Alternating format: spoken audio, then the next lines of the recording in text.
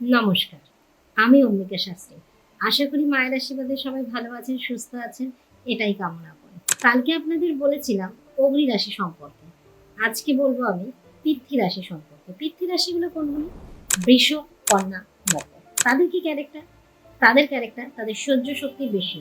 তারা সবকিছু শান্তভাবে হ্যান্ডেল করে, শান্তভাবে সবকিছু উপস্থাপনা করে। তাদের চাপ নেওয়ার ক্ষমতা বেশি। তারা একটা কাজ করার আগে ১০০ বার ভাবে, তারপরে সে কাজটা করে। তারা সবার কথা শুনবে, কিন্তু সিদ্ধান্ত নিজে নেবে। যেহেতু তারা সবকিছু শান্তভাবে হ্যান্ডেল করে, সেই কারণে জীবনে এদের উন্নতি হয়। মাথা ঠান্ডা করে সবসময় কাজ করে, সেই কারণে তারা জীবনে আগে এগিয়ে যেতে পারে। হুটহাট করে কোনো সিদ্ধান্ত তারা নেবে না। তারা জীবনে অনেক ভালো থাকে, সুখী থাকে। আর আপনার কোন রাশি? অবশ্যই আমাকে কমেন্ট বক্সে জানাবেন। আর আমার সঙ্গে যোগাযোগ করতে হলে নিচে দেওয়া নাম্বারে অবশ্যই যোগাযোগ করে নেবেন। জয় মা তারা।